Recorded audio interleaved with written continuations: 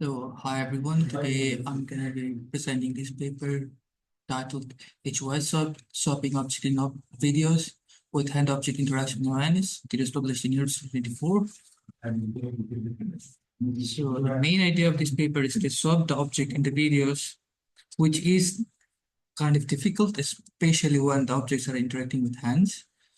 And existing diffusion models fails to maintain realistic hand-object interaction. They mostly focus on one particular thing, either hand or other objects. The hand-object interaction scenario is not realistic in existing diffusion models.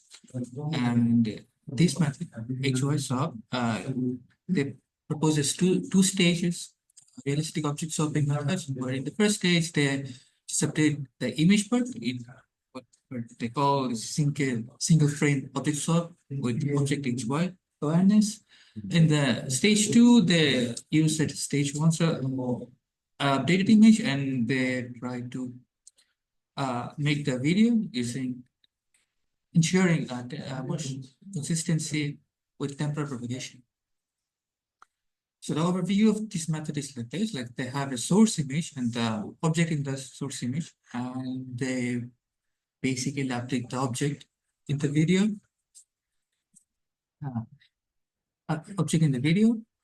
uh, maintaining the head object awareness. So let's say there is this object in the seed, and they'll update it to any given object, like total or the this one here. So previous existing method used to have many artifacts, and using their method, they say their method is better to ensure a HOI consistency. So what is the motivation for this method? Currently, the challenges remains challenge in this domain is to maintain the HOI awareness. Like I said before, the current methods are not taking it into the account that we have to consider end object positioning and contact points in the method. So they just focus on either hand or object. So that is one of the problems. Another problem is spatial alignment. The object also have to be oriented properly in the generated video, and current methods do not explicitly do that. Also, temporal alignment. Some methods are good for image, but like when they try to make the video, the uh, the spatial alignment in the video are not proper for existing methods. So this method basically tries to solve all three problems. So they in this method they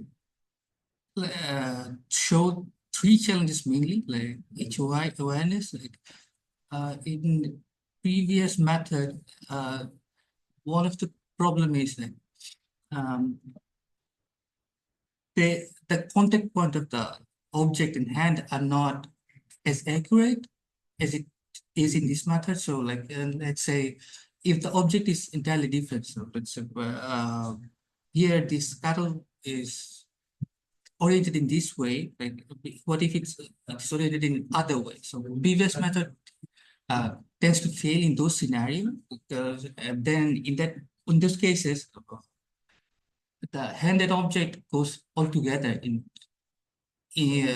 compared to this, because they do not have specific guidance for this kind of situation, and this method tries to uh, generate the image with those consistency. So the previous methods, they use there are some generative models which is for image editing, but they lack precise control for hand-object interaction. The generated models for video editing is mostly text-driven, but fails to properly integrate object swapping. And in hand-object interaction scenario, the prior works mostly synthesize hand-object interaction, but not address the object swapping in the videos. So in this method, they have mostly two stages. In the first stage, what they do is They swap the object in the single frame, ensuring the realistic hand-object interaction. And in the first stage, they ensure the spatial alignment with the original object. And in the next stage, they have the controllable motion guided video generation, which propagates single frame edit through the video. And for the motion consistency, they use optical flow tracking. And this is the overall pipeline of the video. There are two stages. As I was saying before, so in the first stage, it's just for the image generation, and this one, they generate the video. So in the first stage, one of the good thing about the method is they use self-supervised method. So the way they make sure that they're using self-supervised method is like here, like they have the input image during training and they mask the object in the input image, the object region in the input image. And for the conditioning, they give the object in different orientation or the object from different scene. So then they use that as a conditioning with variation autoencoder with the original image during training. Additionally, for the HOI consistency, they extract the HOI region and the imprint of the hand region, also the hand object augmentation, like the rotation and translation. They combine all this and encode it using dyno encoder and use it as a cross function for additional guidance for diffusion models, which allows them to have more consistency for generation of hand object aware generated image. So the reason, basically they're trying to generate the same image from this guidance. Since they're generating the same image, they do not need the paired image, so they do not need any specific data set for this particular scenario. So they can train it in any data set where hand or object is available. So that is one thing. So in the next stage, the next part, they're not using a particularly complicated strategy or anything. So the most noble part in here is what I think is in the previous existing methods of video generation, they used to take the first frame as the anchor frame, but here in their situation, what they do is instead of taking first frame as a anchor frame, and they take randomly any frame from the video, select one particular frame from the video, and they take that as an anchor frame, and based on that, they try to track they try to sample the points around the object frame using the mask. And they try to generate the video, they construct the video around those frames. And since they're not using the first frame, so they say if they train it in this way, the method seems to be more robust than if compared to the previous methods for more complicated scenes. They did not give any explicit explanation why this is more robust, but what I think is since they're using any random frame for training in generation, their method is more aware for logical flow rather than the just temporal coherence. That could be one of the reasons. So let's go into more details about each section. So for the first stage in the first stage, the goal is to swap the object in the single frame, ensuring HOI awareness and spatial alignment. So to do that, the first mask the frame. So with the object bounding box and the mask of the object, most probably they use like same kind of techniques to mask the object in the frame. And they try to fill the missing part. So since they mask the object part in the image, they try to fill the missing part with the reference object. So that let's say we have one object in the image, and we want to fill it with another object. We'll have the another object image as a conditioning. For the using that conditioning, we will try to fill the mask part here. So to have more robust method that apply uh, spatial augmentation, mostly resizing of the object or rotation of the object, or temporal frames, like the alternate frames. Maybe they'll take the next frame or the 10 frames later uh, for filling the frame in that particular scene. So for the model architecture, they use latent diffusion model for variation autoencoder to encode the image into latent space, and for conditional inputs, they use object features, which is embedded using Dino. And for the mask frame, so for the mask frame encoding, they use VAE. So they use VAE for a mask frame, and for the object features, they use Dino.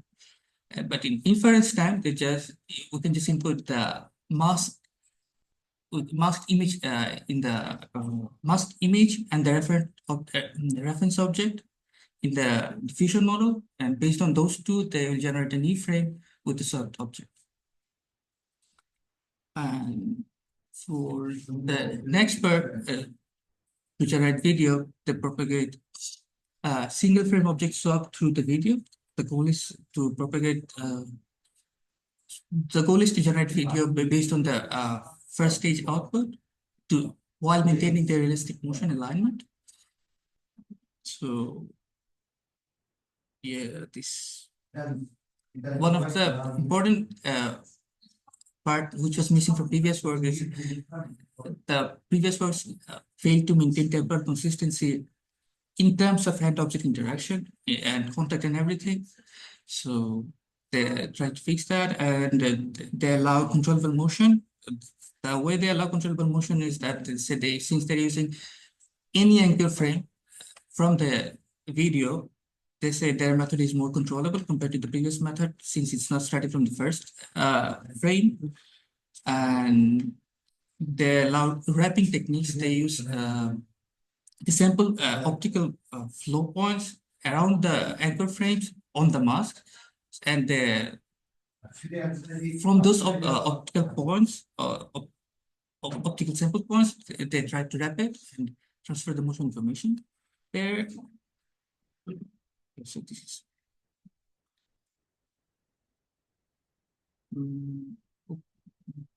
yeah, this part I talked about it already, I guess. This is the way so for the video part, like first they process the video using the bounding box, and for the so the first apply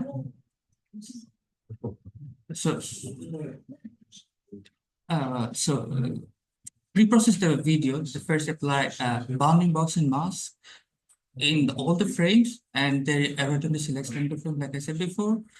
But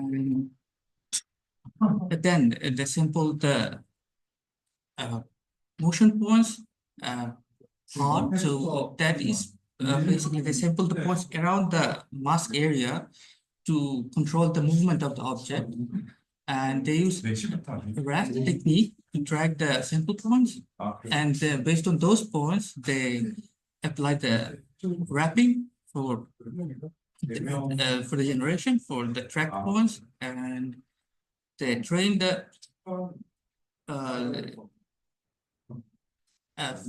based on those points, they train the model to generate the video. So the video has to be consistent to cover all the tracked points in the video. And for variation, it's for stage 2 for the frames encoding, they use VAE, and for the diffusion process, they train it using diffusion process, since there is it's basically constructing the same image after adding noises, and they have to reverse it. And For for conditioning, they used wrapped video sequences for motion alignment and anchor frame embedding for high-level context consistency. So this is one of the uh, intuition of their part. So since they're using anchor points, anchor frames from random frames, that is why their uh, their model tends to have more consistency to generate more realistic hand-object interaction scenario for a video. And instead for the diffusion model, they use 3D unit instead of 2D unit. So since they have the time coordinate here, so they are at the time coordinate and get the 3D unit to for denoising and smooth frame transition. So the advantage of this model is they have the controllable motion transfer, so they can adjust the motion sparsity level based on the optical point they sampled in the video. So since they're not depending on the first frame, their model is more robust and they have 3D diffusion model for temporal consistency. They work without paired data. Since they're using the self-supervised learning methods, they're better in that regard. So the inference process, the inference process, they just input the first generates the single edited frame, then the anchor frame is selected from the video, and then the motion points are sampled from sample and tracked using optical flow, using raft method, and then they wrap the video sequence for the sampled motion points, and finally they use the diffusion model to generate the final edited video. So this is the experiment result for the model. So compared to their model, as you can see that the jump is really high compared to the previous existing methods like PVE and Itoro 4D. So both for contact, hand, and fidelity, they're extremely high in extremely better compared to the previous existing methods. Also for user preference, people seems to like them generated images and also video compared to the previous existing methods. So these are some qualitative results. So their quality compared to previous method, the most prominent argument they put is here is their generated video are more consistent throughout the frames, and also when the orientation of the object is different than the given the source object in the image, then it seems to perform better and generate images or video with more consistent and object contact points.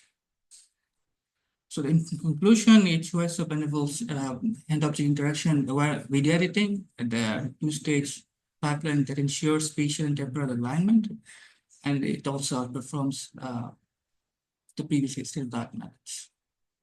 So that would be it for me. I'll be happy if there is